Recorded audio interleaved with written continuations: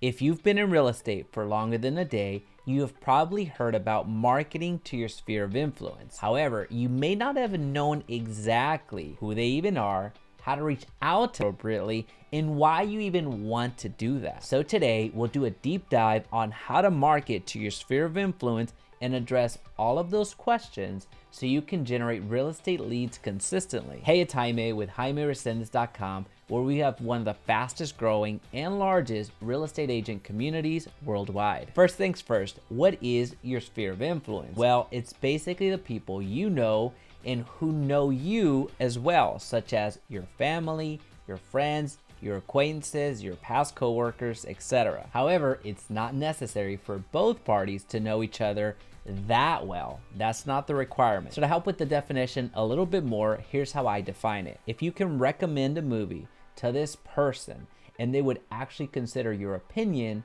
they're in your sphere of influence. In other words, this isn't someone who would wonder who the heck you are. This is someone who at least trusts you to some extent. Now that's the definition of a sphere of influence. But why even leverage that SOI? Why even leverage your sphere of influence in the first place? Well, you can use your sphere of influence to help you in your real estate career by reaching out to them for business and referrals, especially when you're first starting out. These are the people in your life who will at least take your feelings into consideration. They may not use you as a real estate agent in the end, but they at least won't be jerks about it by slamming the door in your face, hanging up on you, blocking you on social media, and so on. That's what strangers do. However, to get the most bang for your buck, the best return on your investment of time and money, you'll need to work your sphere of influence the right way. All right, so let's get started. Here's how to implement. Step number one, identify your sphere. To start with, write down everyone you know who is of age to be considering real estate. And no need to write down kids. For example,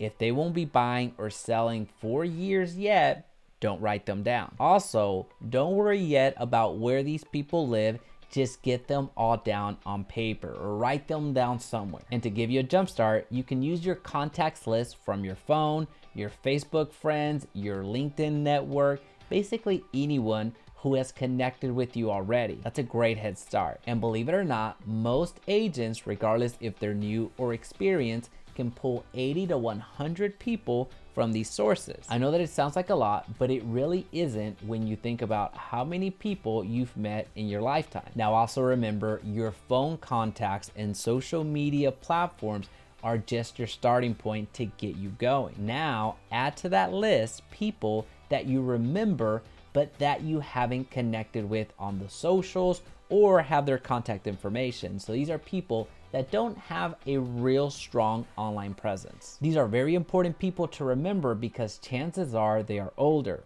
And older, typically, not always, means the more wealth that they have and the higher likelihood that they are of purchasing real estate. Okay, so that was identifying your sphere. Now we need to sort and document that sphere. So once you've got a list of names, you can sort them out and plug them into your CRM. It really doesn't matter which CRM you use. It really doesn't even matter that you use a CRM.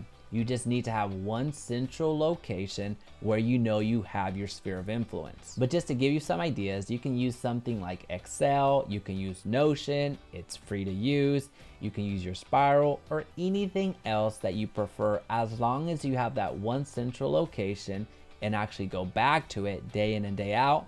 You're gonna be okay. Now here's the very important part. This is gonna help you execute on the following steps. Once you have your sphere down on some sort of database, you're gonna organize alphabetically by last name. Now one quick reminder, if you're using a CRM, chances are they're asking for home address, they're asking for birth date, they're asking for a phone, they're asking for an email, they're asking for so much information. It's okay that you don't have it up until this point. We're gonna work on that here shortly. So just make sure that everything is in one central location, that you've alphabetized and are ready to move forward. Fill in as much as you can. Don't mishear me. If you have the phone, add it. If you have the email, add it. But don't feel that you absolutely need to fill out everything. Now it's on step 3 that we actually make money. It's on this step that we actually make meaningful progress by contacting your sphere. But before we go off and do that, let's think about something real quick. How many different ways are there to contact people? Well, you can call, you can text, you can email, you can DM, you can send a letter, you can door knock. There are so many different ways to get a hold of your sphere of influence, right? Now, I do think that we can agree that out of all of those options, though, there are some that are easier than others to use for that initial method of contact. So what's the easiest way to contact your sphere? Well, at this point, since you're just getting started, it's probably going to be a DM on social media. Now, I understand that not everyone is going to have social media, but this is the easiest entry point. Now, let's just think about it for a second. That old friend from college 10 years back, do you think they really still have that same cell phone number? If you have changed your phone number 10 times since graduation, who's to say they haven't as well? So again, in reality, your best bet is to begin your initial contact from social media. Remember, we're just beginning our sphere of influence marketing, so we need to start somewhere. And now that we understand why we're starting here, let's continue on this step number 3. Here's the order I want you to use as you begin connecting with your sphere. First, you're gonna reach out via DM. Second is going to be a call. Third is going to be a text. And number 4 is going to be by mail. So quick recap: DM, call, text, and mail. Now, here's the fun part. Here's how we systematize it to where we actually stand a chance at executing on this strategy. Now, we get to assign each method of contact to a certain month. So let's just take the beginning of the year as an example. We're going to DM on January, we're going to call in February, we're going to text in March, and we're gonna send direct mail in April. This means that your entire sphere of influence for the month of January will receive a DM from you. That's your modality of contact. And in February, you're going to call every single one on your sphere of influence. March, every single one of your people is going to receive a text. And then in April, same thing with direct mail. So let's quickly recognize what just happened. One of the most common questions that I get is, well, Jaime, I don't want to call my sphere every single month because they're going to get tired of me. What am I going to talk about? There's a reason that this college friend from back in the day is no longer in my life. I can only reach out to them so often. And I get that. But now, if you do it this way, you're connecting via 4 different ways.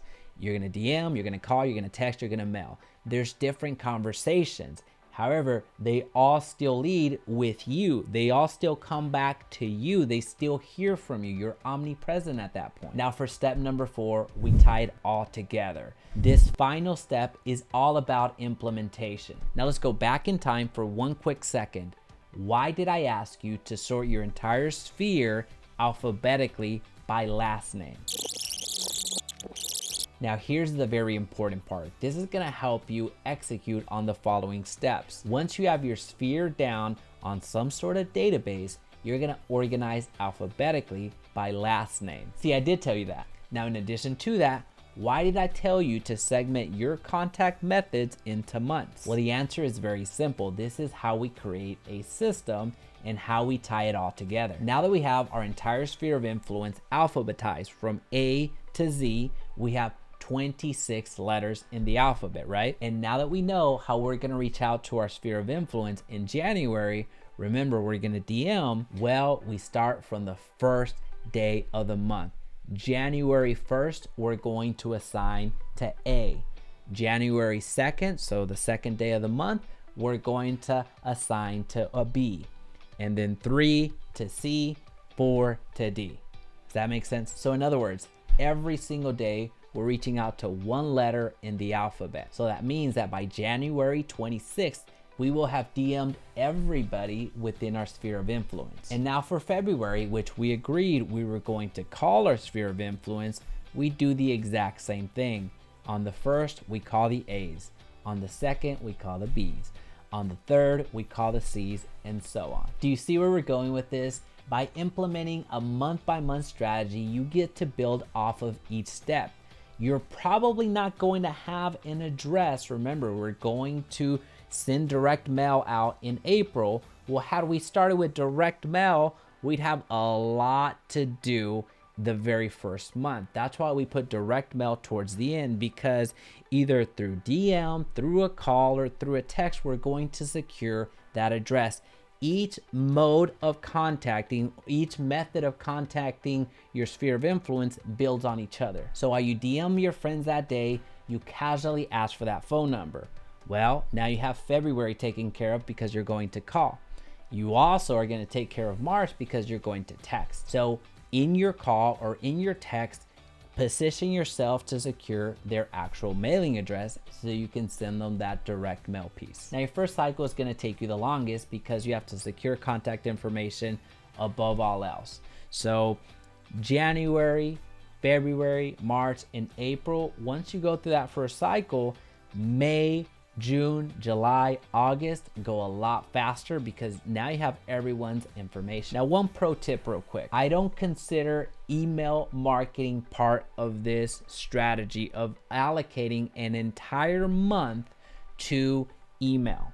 I don't believe in that. I believe that you should be emailing every single month. So I'm already taking it as a given that you're securing that email early on. So the moment that you get it, that next month they're getting an email, the month after that, the month after that, regardless if you're gonna call, regardless if you're gonna text, or regardless if you're going to reach out to them in any other way. And of course, you can add to this by creating events to invite your sphere of influence, or do client appreciation events so your past clients can join you, or you can do pop buys. During holidays, especially in Christmas, you can drop by any gift that you want to the people that you've been mailing direct mail pieces to all along. Now, if you're still here, I thank you. So just comment down below SOI if you're part of the in-screen crew.